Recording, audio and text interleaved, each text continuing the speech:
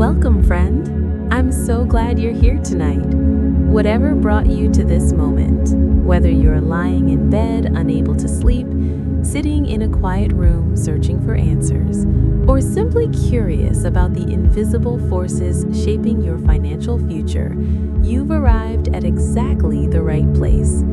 This isn't just another lecture about money.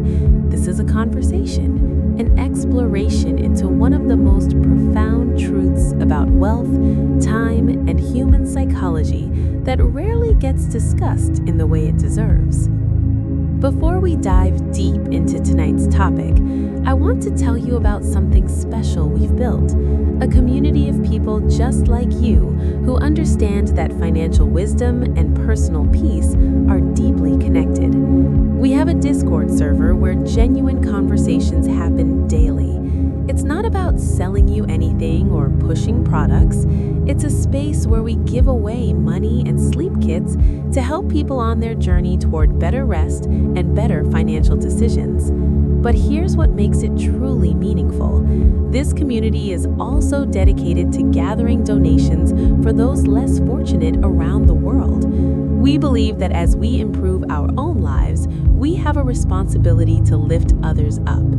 The link is in the description, and I genuinely hope you'll join us. The energy there is different, supportive, real, and focused on actual transformation. Now, let's settle in. Get comfortable. Tonight, we're going to explore something that affects every single person listening. Yet most people never fully grasp its devastating power until it's already reshaped their entire life. We're talking about delay. Not dramatic failure, not catastrophic mistakes, just delay.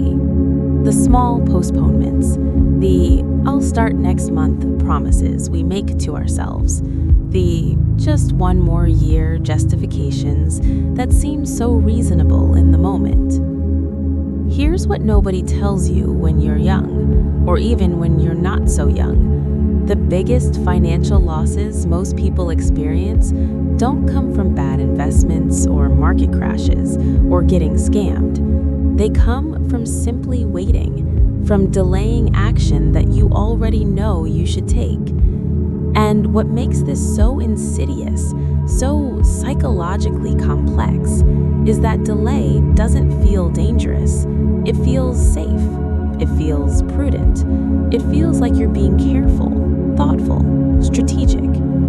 But delay has a dark side that most financial advisors won't spend enough time explaining because the math behind it is almost too painful to confront directly. When you delay starting to invest, when you postpone paying down debt, when you wait to negotiate that raise or start that side business, you're not just losing the time you delayed, you're losing something exponentially more valuable. You're losing the compounding that would have occurred during that time, and you're losing it forever. It's not coming back, ever.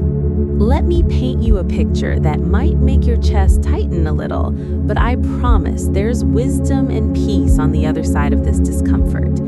Imagine two friends, both 25 years old, both earning the same salary, both living in the same city with the same expenses. One of them, let's call her Maya, decides to start investing $200 a month into a retirement account. Nothing fancy, just a simple, diversified index fund. Her friend, let's call him James, thinks he'll wait a few years. He wants to enjoy his 20s, travel a bit more, and besides, retirement is so far away.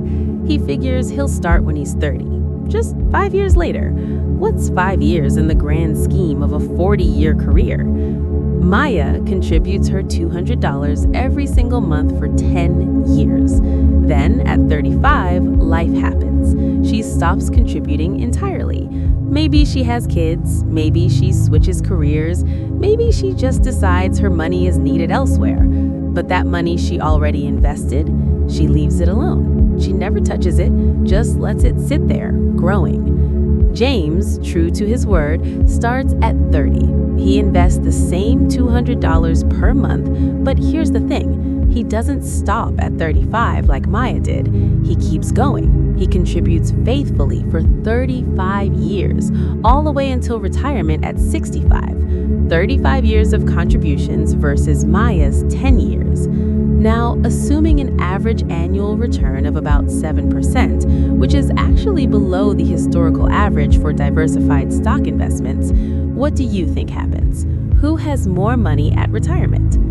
The answer shocks most people. Maya, who only contributed for 10 years and then stopped, ends up with significantly more money than James, who contributed for 35 years. How is this possible? Maya invested a total of $24,000 of her own money over those 10 years. James invested $84,000 over 35 years. He put in more than 3 times as much actual money, yet Maya's account is larger at retirement. This is the mathematics of delay. Those 5 years James waited weren't just 5 years of missed contributions. They were 5 years of missed compounding on those contributions, and then missed compounding on that compounding, layer upon layer upon layer for decades. Time is the most powerful force in wealth building, and delay is its opposite. Every year you wait isn't a year lost. It's potentially a decade of growth loss by the time you reach your goals. But here's where this gets really psychological, really human. Why do we delay when the math is so clear? Why do Jameses all over the world make this decision every single day, knowing somewhere in the back of their minds that starting earlier would be better? The answer isn't ignorance. Most people know they should start investing earlier, save more, pay down debt faster. The answer is something deeper, something that connects to how our brains are wired and how we experience time itself. We are terrible at intuitively understanding exponential growth. Our brains evolved to think linearly. If you have 2 apples today and I give you 2 apples tomorrow, you'll have 4 apples. Simple, linear, predictable. But compounding isn't linear, it's exponential, and our brains struggle with exponential processes in a way that's almost tragic when it comes to financial decisions. When you're 25 and someone tells you that investing now will make you wealthy at 65, your brain does some quick linear math and thinks, well, 40 years of small contributions will add up to a decent amount. But it's not doing the exponential calculation of how those contributions grow and multiply and create returns on returns. There's also something called temporal discounting happening in your brain. This is the psychological phenomenon where we value immediate rewards far more than future rewards, even when the future rewards are objectively much larger. If I offered you $100 today or $200 in a year, many people would take the $100 today, even though waiting would literally double their money. This isn't irrational in evolutionary terms. For most of human history, the future was uncertain, and a bird in the hand really was worth 2 in the bush, because you might not be around for the bush. But in modern financial life, this wiring works against us catastrophically. Every time you delay investing to spend money on something today, a vacation, a nicer car, eating out more often, you're choosing the immediate $100 over the exponentially growing future amount. And your brain is telling you this feels good, this feels right, this feels like living your life rather than sacrificing for some distant, abstract future. What makes this even more psychologically complex is that delay often comes wrapped in perfectly reasonable sounding justifications. I'll start investing seriously once I pay off my student loans. I'll focus on retirement once I get that promotion. I'll get serious about this once I understand the market better. I'll begin once I have more money to invest. $200 a month doesn't really matter anyway. Each of these statements contains some logic. Yes, paying off high-interest debt is important. Yes, increasing your income helps. Yes, financial literacy matters. Yes, larger contributions make a bigger impact. But here's what your brain is doing. It's creating these narratives to justify present comfort and delay future action. And the cost of these narratives, calculated over decades, can literally be hundreds of thousands or even millions of dollars in lost wealth. Let me take you deeper into the psychology of this. There's a concept in behavioral economics called present bias, and it's absolutely fundamental to understanding why delay is so damaging and yet so common. Present bias means we overweight the present moment in our decision making. We feel today's pleasure and today's pain much more intensely than we feel tomorrow's pleasure or tomorrow's pain, even when tomorrow's is objectively larger. This is why you can know, intellectually, that starting to invest today will result in vastly more wealth than starting next year, yet you still delay. The pleasure of spending that money today on concert tickets, on a weekend trip, on a new gadget is vivid and real and immediate. The pleasure of having more money in 40 years is abstract, distant, almost theoretical. Your present biased brain chooses the vivid over the abstract almost every time. And here's the cruelest part. This bias doesn't diminish as you age. The 35-year-old who delayed at 25 will often continue delaying. I'll start seriously saving at 40. The 45-year-old does the same. I'll really ramp up contributions at 50. And then one day you're 55, looking at retirement a decade away, and you realize with a sickening feeling that you've been delaying for 30 years. The wealth you could have built isn't just missing, it was never built in the first place. Those years are gone. That compounding never happened. I want you to understand something crucial. I'm not trying to shame anyone or create anxiety. Quite the opposite. Understanding the psychology of delay is the first step in defeating it. When you recognize that your brain is wired to make these mistakes, you can create systems and mental frameworks that work with your psychology rather than against it. Let's talk about debt for a moment, because delay doesn't just cost you in terms of missed investment returns. It costs you through accumulated interest on debt you don't pay down. Credit card debt, student loans, car payments, these are all areas where delay creates permanent losses that are just as real as missed investment gains. Imagine you have $5,000 in credit card debt at 18% annual interest. You're making minimum payments, and you tell yourself you'll pay it off aggressively soon, maybe when you get your tax refund or your annual bonus. But soon becomes next month, which becomes next quarter, which becomes next year. If you delay paying off that $5,000 for just 5 years, making only minimum payments, you'll end up paying thousands in interest. That's money that's simply gone, vaporized, paying for consumption from years ago that you've already forgotten. But here's what hurts even more. If you had taken the money you eventually used to pay off that debt and invested it from the beginning instead of accumulating the debt, and if you had avoided the debt entirely, the difference isn't just the interest you paid, it's the interest you paid plus the investment returns you missed, plus the compound returns on those returns. The true cost of debt delay can be measured in decades of lost wealth accumulation. Why do we delay paying down debt?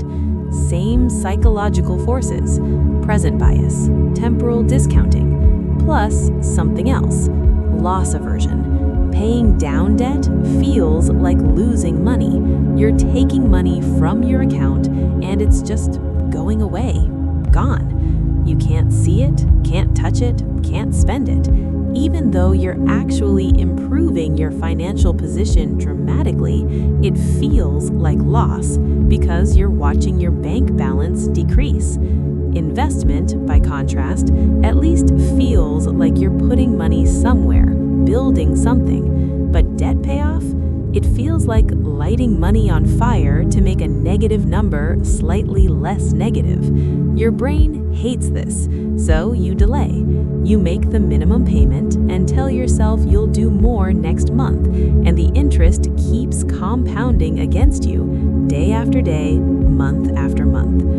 There's also something called the fresh start effect that contributes to chronic delay. Research shows that people are more likely to pursue goals after temporal landmarks, the start of a new week, a new month, a new year, a birthday, a life event. These moments feel like clean slates, fresh beginnings. I'll start my diet on Monday. I'll begin investing in January. I'll get serious about debt after my birthday. The problem is that these landmarks come and go, and if you haven't built the systems and habits to actually follow through, you just wait for the next landmark. Monday comes and goes, January comes and goes, your birthday comes and goes, and you're still waiting for the right moment to start, not realizing that the right moment is always right now. Because every day of delay is another day of compounding, working against you rather than for you. Let me tell you about Sarah, a real person I knew who experienced this in a way that changed her entire relationship with time and money. Sarah was smart, educated, working in tech with a good salary. In her late 20s, she knew she should be investing, but kept delaying. First, she wanted to save up an emergency fund. Totally reasonable. Then she wanted to pay off her car. Also reasonable. Then she wanted to save for a down payment on a house. Again, reasonable. Then she wanted to furnish the house. Then she wanted to build up her savings again after the down payment. Then there was home maintenance to budget for. Each delay was justified by something that seemed important in the moment. She wasn't being reckless or frivolous. She was being, by most standards, financially responsible. But she wasn't investing for retirement. Years passed. She turned 35, then 40, and still hadn't started investing meaningfully. She was so focused on present financial goals that the future kept getting pushed further away. Then, at 42, she finally ran the numbers. She calculated what her retirement account would look like if she started investing seriously at that moment, versus what it would have looked like if she had started at 28, even while doing all those other things. The difference was staggering. By delaying 14 years, she had cost herself approximately $800,000 in retirement savings, assuming she worked until 65. That's not $800,000 she had to contribute. That's $800,000 her account would have grown to with the same monthly contribution amount, just started earlier. She told me she felt physically sick when she saw those numbers. 14 years. Years she remembered vividly. Jobs she'd had, relationships, vacations, everyday moments. They hadn't felt wasted at the time, but financially, in terms of her future security, each of those years had represented an enormous opportunity cost that was now simply gone. She couldn't get it back. She couldn't go back to her 28-year-old self and make different choices. The loss was permanent. But here's what's beautiful about Sarah's story. She didn't collapse into regret and self-blame. Instead, she had an insight that changed everything. She realized that while she couldn't recover those 14 years, she could make sure she didn't lose the next 14 years. She could make sure that when she was 56, she wouldn't be looking back at her 42-year-old self with the same regret. She started investing immediately, not next month, not next quarter, immediately.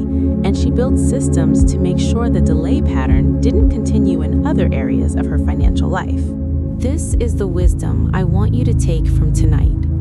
Regret about past delay is only useful if it motivates present action. Otherwise, it's just another form of delay, emotional delay, where you're so busy feeling bad about what you didn't do that you still don't do what you should be doing now. Let's talk about another dimension of delay, career delays. How many times have you thought about asking for a raise, about negotiating a better salary at a new job, about starting a side business, about acquiring a new skill that could increase your income, and then delayed? I'll ask for a raise after this next project. I'll negotiate better next time. I'll start that business next year when I have more time. I'll take that course eventually. Career delays create permanent losses that are just as real as investment delays, maybe more so, because your earning power is the foundation of everything else in your financial life. If you delay negotiating your salary early in your career, you're not just losing the extra money you would have earned that year. You're losing the percentage raises that would have been calculated on that higher base salary for the rest of your career. You're losing the higher retirement contributions that would have been calculated as a percentage of that higher salary. You're losing the investment returns on all that extra money. You're losing the confidence and negotiation skills you would have developed by advocating for yourself early. I know someone who was offered a job at $75,000 and almost accepted it immediately because it was more than he'd made before, and he was grateful for the offer. At the last minute, a friend convinced him to counter-propose at $85,000. He was terrified. He was sure they'd rescind the offer. He spent a week in anxiety before making the counter.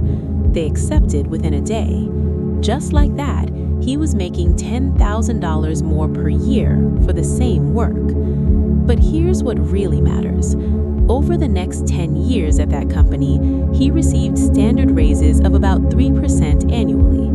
That 3% was calculated on a base of $85,000 instead of $75,000. By year 10, his salary was approximately $114,000 instead of approximately $101,000, a difference of $13,000 per year, not just the original $10,000. And that doesn't account for the extra money he invested over those 10 years, which was growing the whole time. That one negotiation, which he almost delayed or skipped entirely out of fear, ended up being worth well over $200,000 in direct earnings and investment growth over a decade. When you delay career advancement actions, asking for raises, switching to higher-paying jobs, developing new skills, building side income, you're delaying something that compounds just like investments do.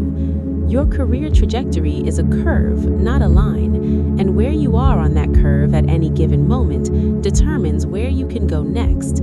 Delay flattens the curve. It keeps you on a lower trajectory, and the gap between where you are and where you could have been grows wider with each passing year. There's also psychological research showing that people tend to underestimate how much they'll change in the future. Psychologists call this the end of history illusion. We recognize how much we've changed in the past, but we tend to think we're pretty much done changing now. The person we are today feels permanent, fixed, like this is who we'll be. This illusion contributes to delay because we think, I'm not the kind of person who invests seriously, or I'm not good at negotiating, or I'm not disciplined enough to stick to a budget. We view these as permanent traits rather than current states that can change. So we delay taking action until we somehow become that different person, not realizing that you become that person by taking the action, not before it. You become an investor by investing. You become a good negotiator by negotiating. You become disciplined by practicing discipline. Every day you delay is a day you reinforce your current identity instead of building a new one, and that identity compounds too. If you see yourself as someone who doesn't invest, you'll find reasons not to invest, which reinforces the identity, which creates more reasons, which reinforces it further. Breaking this cycle requires acting in a way that contradicts your current identity, which feels uncomfortable and false, which is why people delay. But on the other side of that discomfort is a new identity, one where you are the person who takes action despite discomfort. Let me share something about the relationship between sleep and financial delay that might surprise you. There's fascinating research connecting poor sleep to impulsive financial decisions and chronic delay. When you're sleep deprived, your prefrontal cortex, the part of your brain responsible for long-term planning, impulse control, and delayed gratification, doesn't function as well. You become more present biased. You value immediate rewards even more heavily. You delay important actions even more readily because you don't have the cognitive resources to override your impulses. People who consistently don't sleep enough tend to make worse financial decisions across the board. They're more likely to delay starting investment plans. They're more likely to make impulse purchases. They're more likely to put off difficult financial conversations. They're less likely to do the cognitive work of comparing options, reading terms and conditions, understanding compound interest. This creates a vicious cycle. Financial stress causes poor sleep causes worse financial decisions cause more financial stress. Breaking this cycle requires addressing both simultaneously. You can't just fix your finances without also improving your sleep, and you can't optimize your sleep without reducing financial stress. They're deeply interconnected, which is why a channel focused on both financial psychology and sleep makes so much sense. When you delay action on your finances, you often end up lying awake at night worrying about money. That worry disrupts your sleep, which makes you more likely to delay further the next day, which gives you more to worry about the following night. Understanding this cycle is crucial because it means that taking even small financial actions can improve your sleep, which improves your decision-making, which enables better financial actions, creating a positive upward spiral instead of a negative downward one. Let's explore another psychological factor in delay: decision paralysis from too many options. The modern financial world is overwhelming. There are hundreds of investment options, dozens of debt payoff strategies, countless budgeting apps and methods, infinite advice from experts who contradict each other. This abundance of choice, while seemingly positive, often leads to paralysis and delay. When you're faced with too many options, your brain gets overwhelmed. You worry about making the wrong choice. You think you need to research everything thoroughly before acting. You want to find the optimal strategy, the perfect investment, the best possible approach. So you delay while you research and research and research. You read articles, watch videos, listen to podcasts, join forums. You become very knowledgeable about financial concepts, but you still haven't actually done anything. You've turned action into an endless research project. This is a subtle form of delay because it feels productive. You're learning, you're being smart and careful, but learning without action is often just procrastination in disguise. The painful truth is that almost any action is better than perfect research with no action. Starting to invest in a simple index fund today, even if it's not the theoretically optimal investment, is vastly better than spending 6 months researching the perfect investment and delaying your start. The same applies to debt payoff. People delay because they're trying to decide between the debt avalanche method and the debt snowball method, calculating which will save them more in interest, creating complex spreadsheets. Meanwhile, months pass and they haven't actually paid off $1 of extra debt.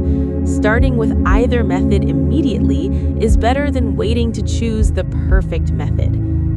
This is where you have to be psychologically honest with yourself. Are you actually researching to make a better decision, or are you researching to avoid the discomfort of making a decision and taking action? Research has diminishing returns. The first hour of research on how to start investing provides enormous value. The 20th hour provides very little additional value, but allows you to delay for 20 more hours.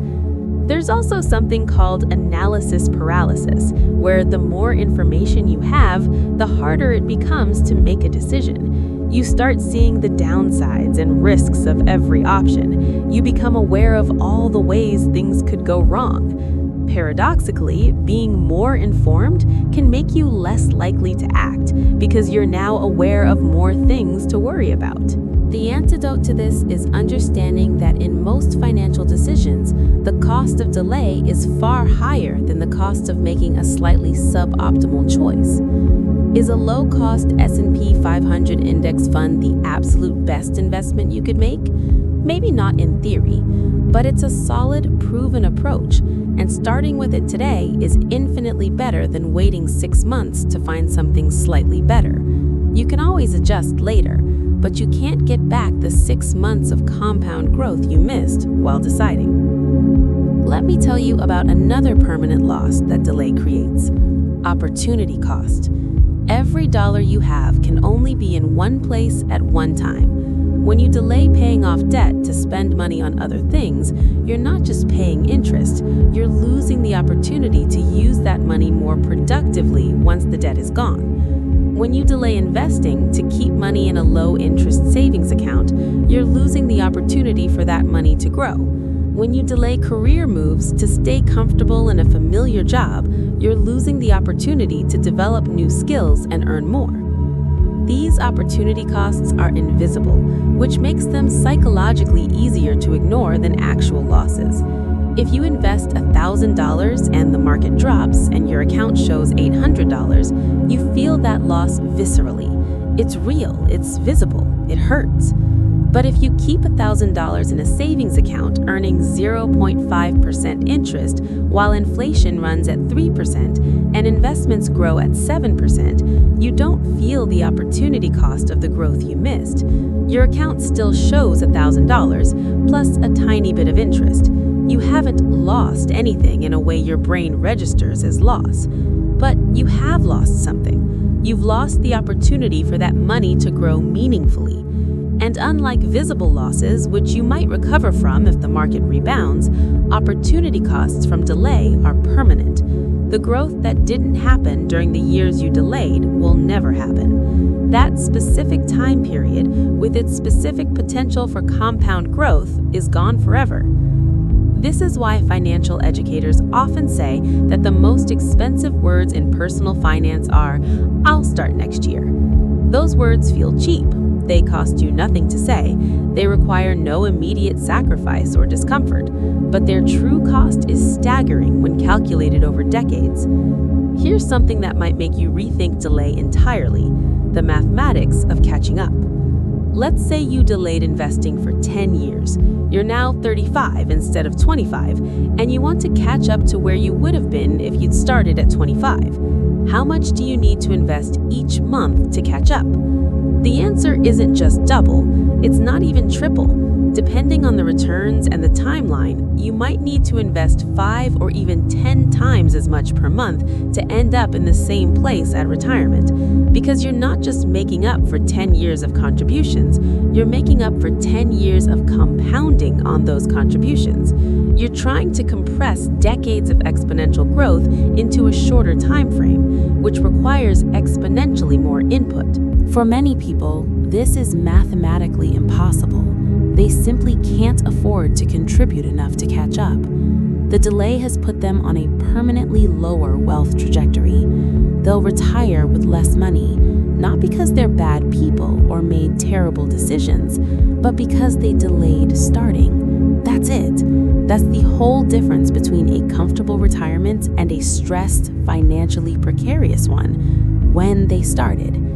I want to emphasize this isn't about making you feel hopeless if you've delayed.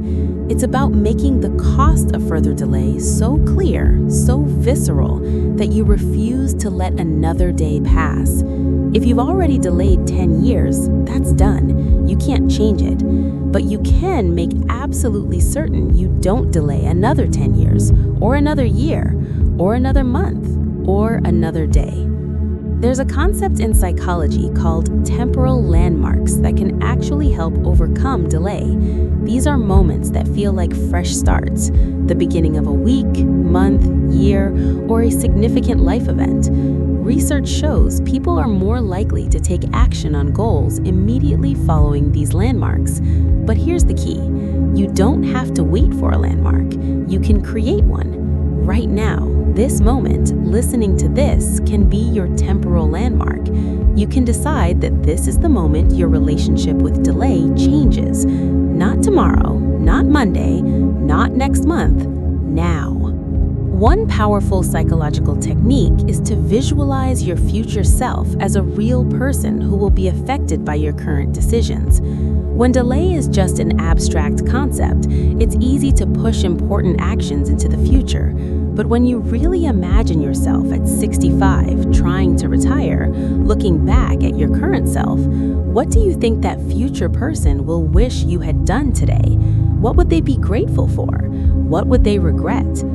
Studies show that people who can vividly imagine their future selves make better long-term decisions. They're more likely to save, invest, exercise, eat well, all the things that require short-term discomfort for long-term benefit. Your future self is as real as any other person in your life. The decisions you make today directly impact their quality of life, their stress levels, their freedom and options. You are literally creating the circumstances of your future life right now, in this moment, with every decision to act or delay. Here's something practical: the 2-minute rule for overcoming delay. If an action takes less than 2 minutes, do it immediately. Don't add it to a list, don't schedule it for later, just do it. Open the investment account, set up the automatic transfer, send the email about a raise, make the payment. 2 minutes. Most financial actions that people delay actually take very little time. It's the psychological resistance that makes them seem enormous. And for actions that take longer than 2 minutes, use the principle of implementation intentions. Research shows that people are much more likely to follow through on goals when they specify exactly when, where, and how they'll do them. Instead of, "I'll start investing soon," it becomes, "I will open an investment account on Saturday at 10 a.m. at my desk using my laptop." The more specific, the more likely you are to actually do it, because you've already decided. You just have to execute. Let's talk about social delay. The financial actions you delay because of social pressure or comparison. Maybe you delay investing because your friends are all spending money on experiences, and you don't want to be the one who's always worrying about the future. Maybe you delay getting serious about money because your family culture views talking about finances as gauche or stressful. Maybe you delay career moves because your social circle values stability over advancement. Social pressure is an underestimated force in financial delay. We are social creatures, and going against our social group feels uncomfortable, even when we know intellectually it's the right choice. If everyone around you is delaying, it normalizes delay. It makes your own delay feel less concerning because you're doing what everyone else is doing. But here's the hard truth. Everyone else's financial situation is not your financial situation. Their timeline is not your timeline. Their goals are not your goals. Their future is not your future. Delaying to fit in socially might feel comfortable now, but it guarantees permanent financial losses that you, not your social group, will have to live with decades from now. This doesn't mean abandoning your friends or being antisocial. It means making financial decisions based on your own situation and goals, even when those decisions make you different from the people around you.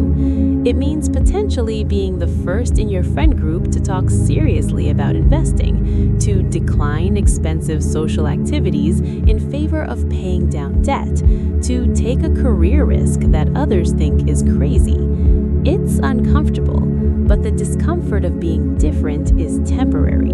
The consequences of delay are permanent. There's also vicarious delay, where you delay because you see others delaying and nothing catastrophic is happening to them. Your coworker hasn't started saving for retirement either, and he seems fine. Your sibling is carrying credit card debt and still goes on vacations and appears happy. Your friend is in the same career position as 5 years ago and doesn't seem bothered. So you think, why should I stress about this? Why should I sacrifice when they're not? This is a cognitive trap because you're only seeing the present moment, not the compounding consequences. Your coworker might seem fine now, but you're not seeing the quiet anxiety they have about their future. Your sibling might appear happy on vacation, but you're not seeing the stress of their interest payments or the financial limitations they'll face later.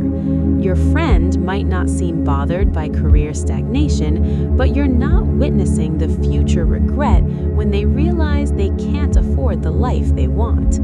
You're comparing your internal experience, where you're aware of your anxiety and financial concerns, with their external presentation, which is curated and incomplete. This comparison gives you a false sense of security about delay. Everyone looks like they're doing fine until suddenly they're not, and by then, years or decades have passed and the losses are permanent. Let me share a mathematical reality that might shift your perspective.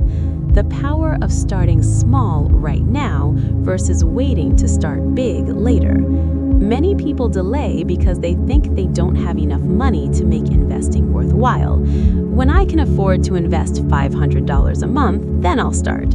But they're thinking linearly again, not exponentially. If you invest $50 a month starting today and let it compound for 30 years at 7% annual returns, you'll end up with significantly more than if you wait 5 years and then start investing $100 a month for the remaining 25 years, even though the second scenario involves investing more money per month. Why? Because of those first 5 years of compounding. Starting small immediately beats waiting to start bigger later, almost every single time. This is liberating because it means you don't need to wait until your financial situation is perfect. You don't need to wait until you have a certain salary, or until your debt is completely gone, or until you have a big emergency fund. You can start with whatever you can afford right now, even if it's tiny, and that action will produce better results than waiting to start bigger. Plus, starting small builds the habit and identity of being an investor, which makes it easier to increase contributions later.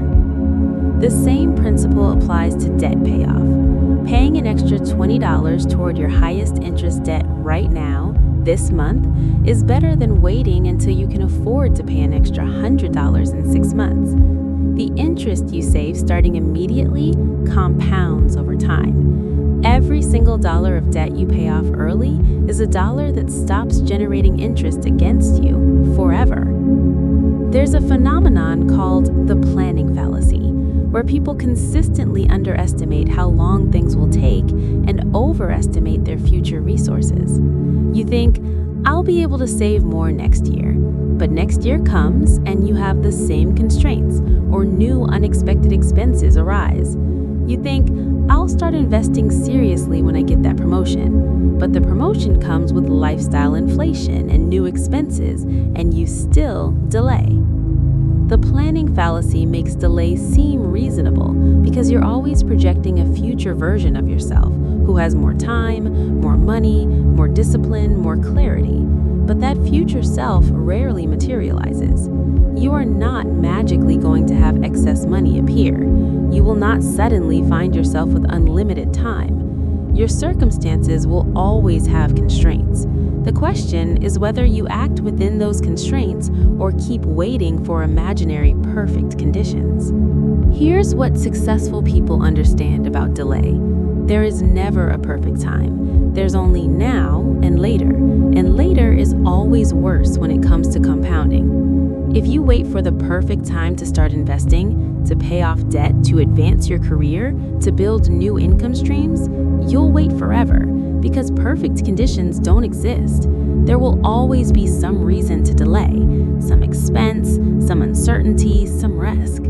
The shift that changes everything is moving from "I'll start when conditions are right" to "I'll start now and adapt as conditions change." You don't need to have everything figured out. You don't need to eliminate all risks. You don't need perfect knowledge. You need to begin. You need to take the first action, however small, and then adjust based on what you learn. Let's discuss the delay that happens from fear of loss. Many people delay investing because they're afraid of losing money in the market. They wait for the right time to invest, thinking they'll avoid crashes and only invest during stable periods. But this is another form of delay that creates permanent losses, because trying to time the market is essentially impossible, and while you wait for the perfect entry point, your money sits earning nothing, while inflation erodes its value.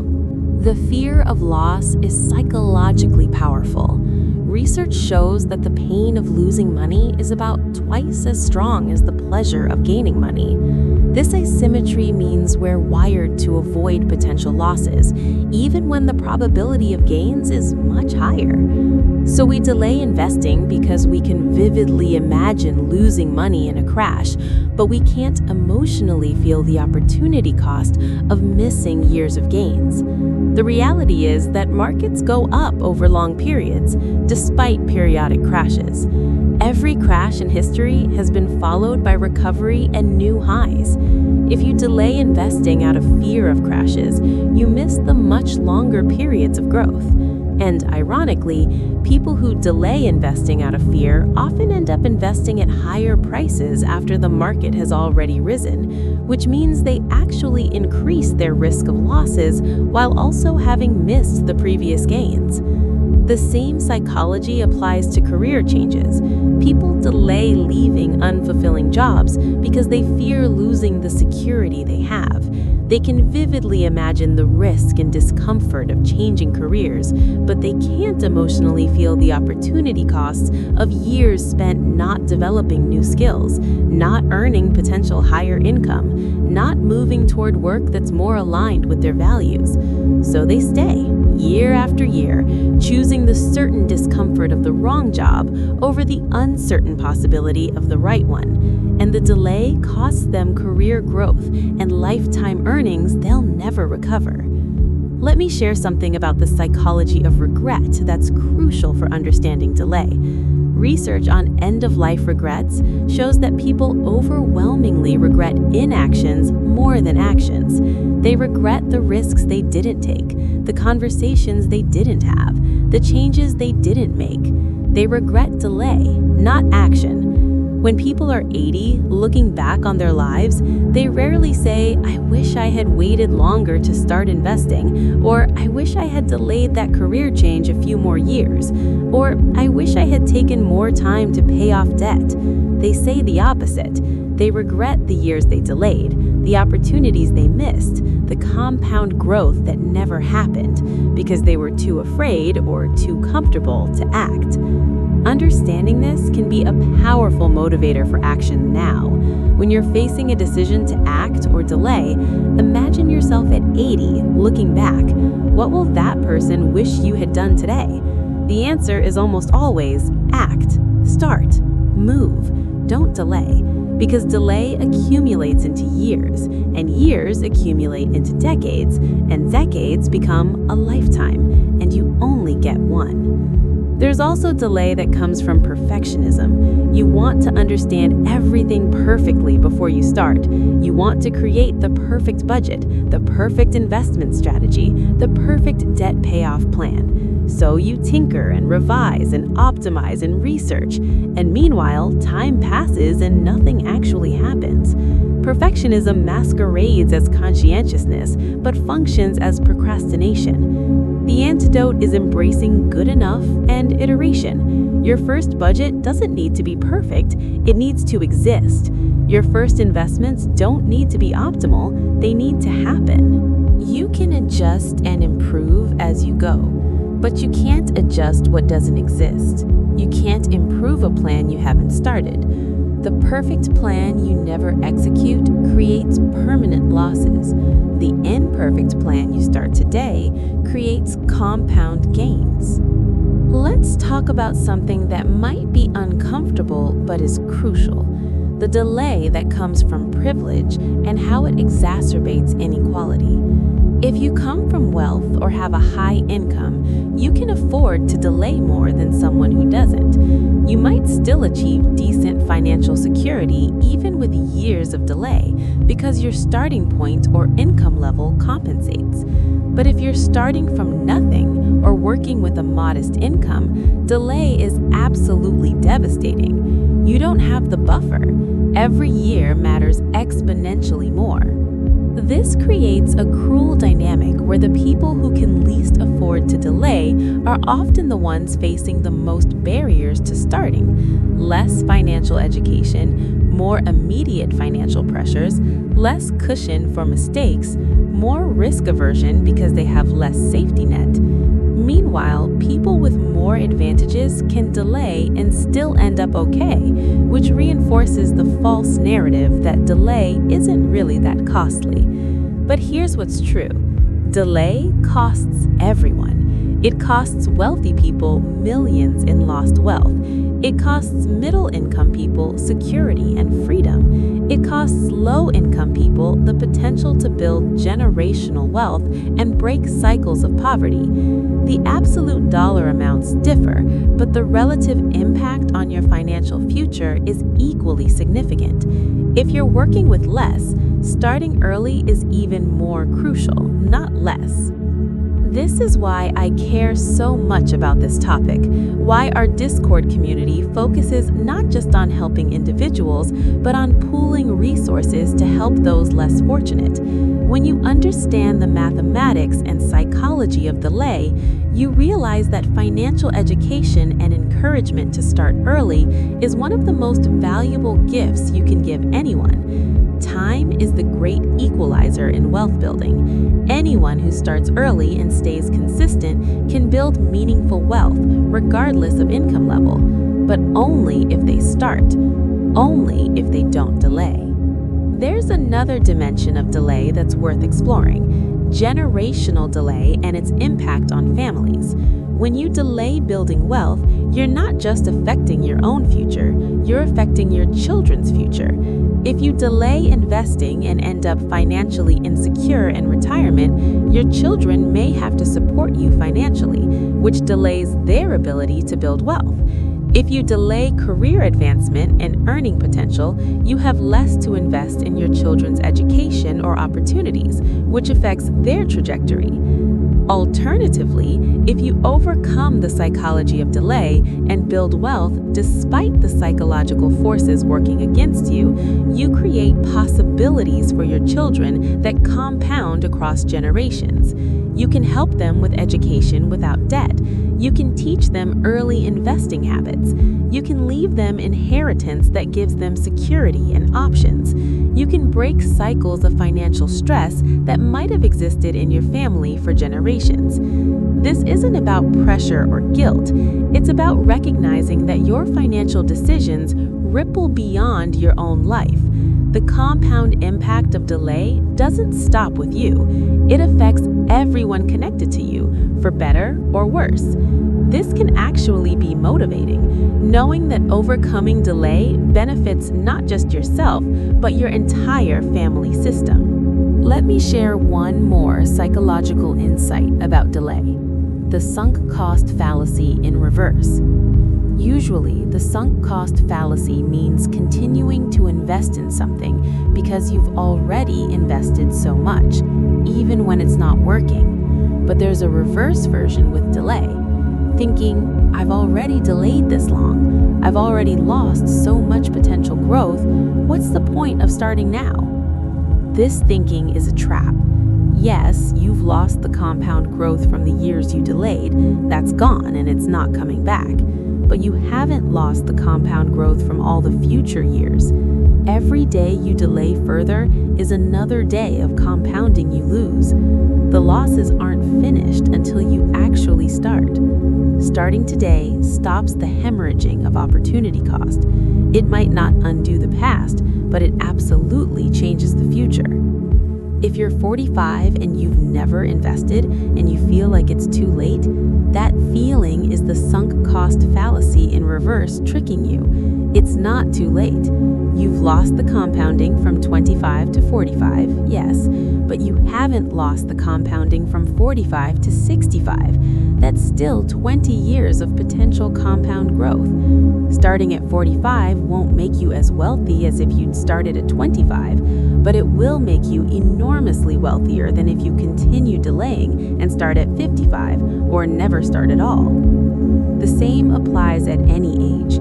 If you're 55, you haven't lost the compounding from 55 to 75. If you're 35, you haven't lost the compounding from 35 to 65. The only way to truly lose all potential compound growth is to delay forever, to let the psychology of delay and regret prevent you from ever starting. That's the permanent loss, not starting at 25 instead of 22, but never starting at all because you're too discouraged by having delayed.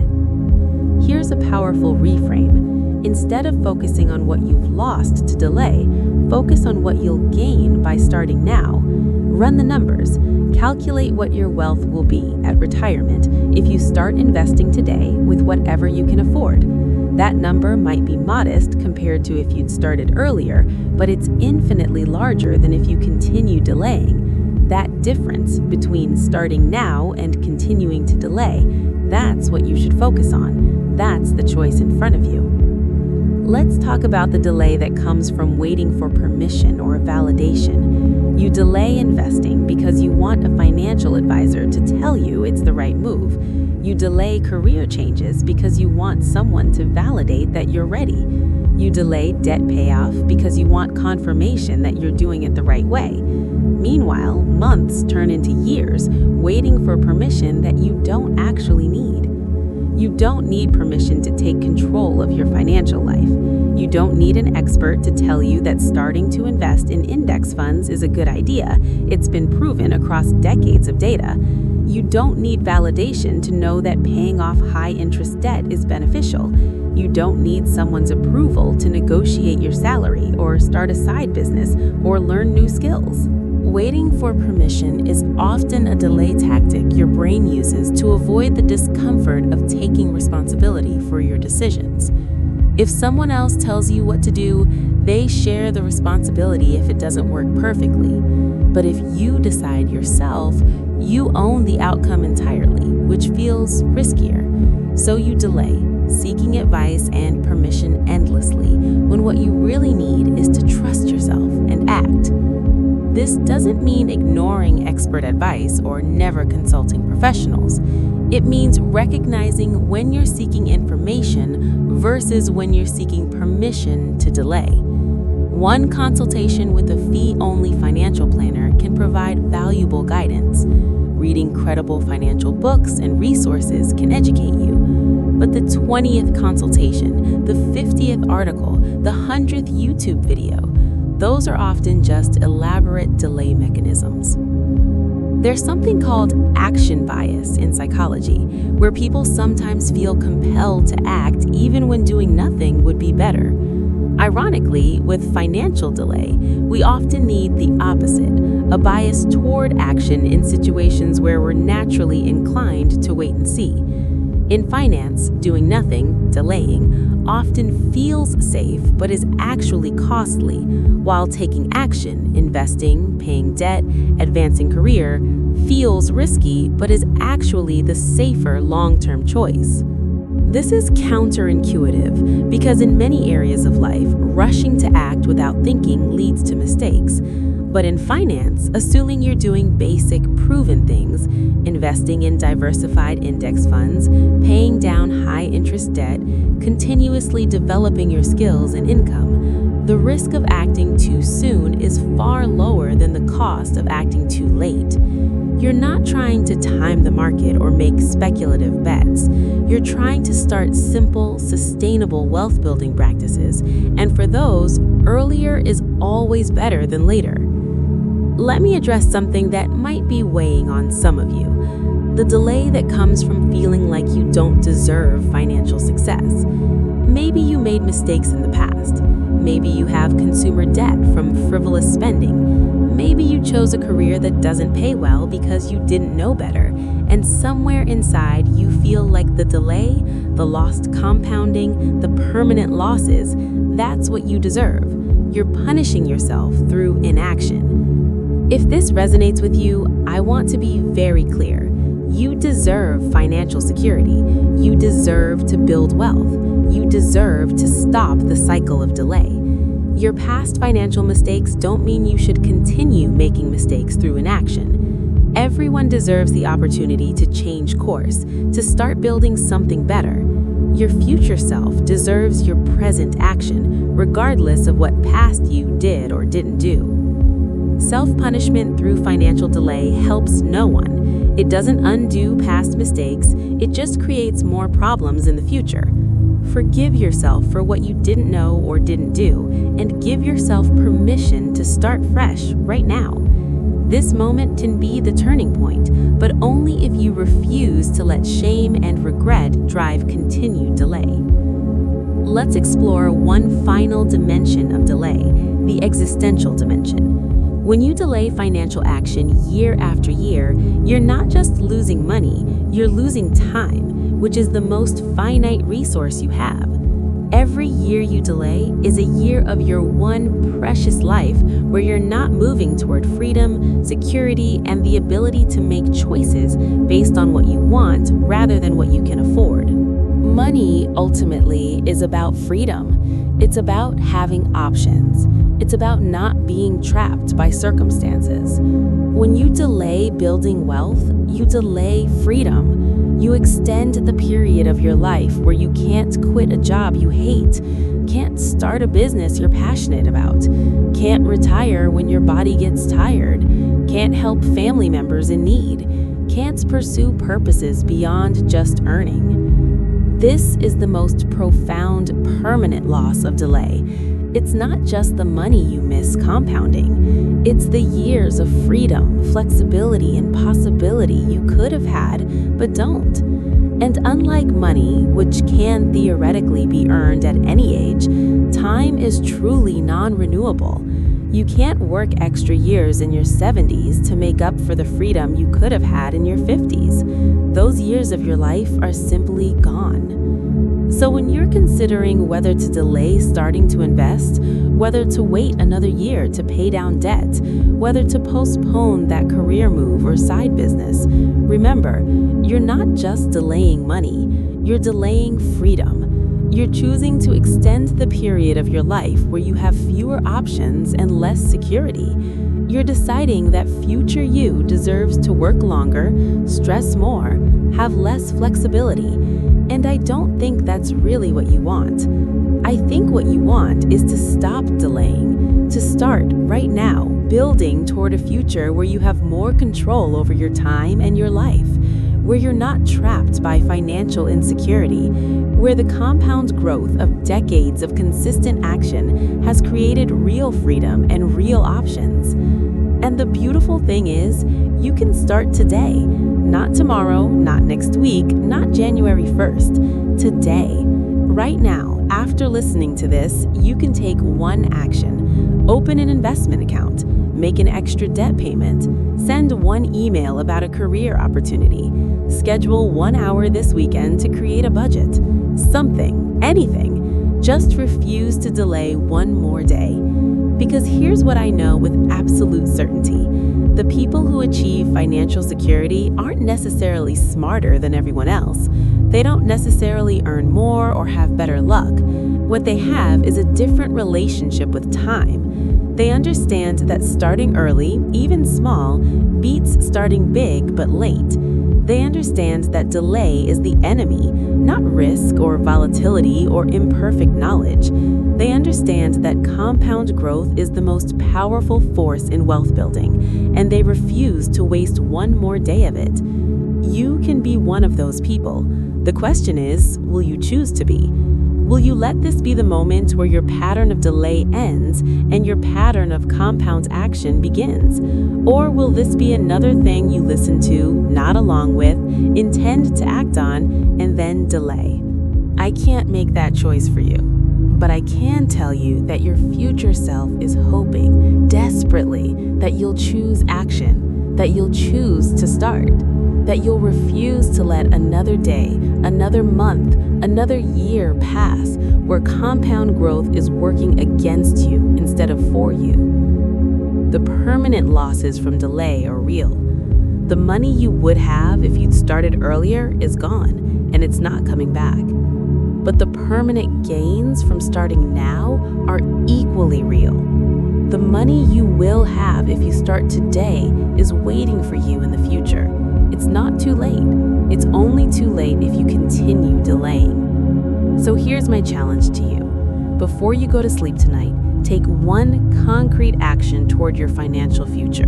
Just one. It doesn't have to be big, but it has to be real.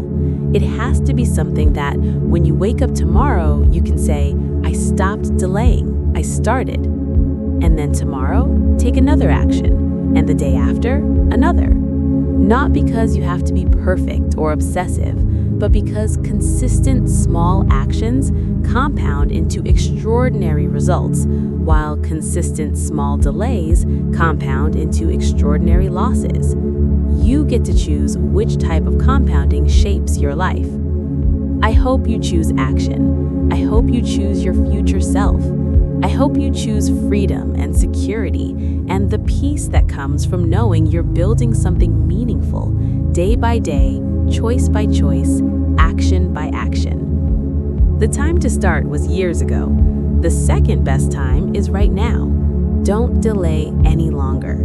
Your future is waiting for you to create it, and the only thing standing between you and that future is the decision to stop delaying and start acting.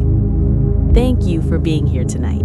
Thank you for listening. I hope you'll join our Discord community where we support each other in making these changes real, not just intentions.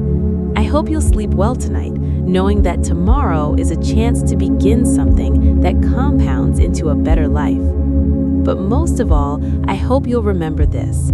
Small delays create permanent losses, but small actions create permanent gains.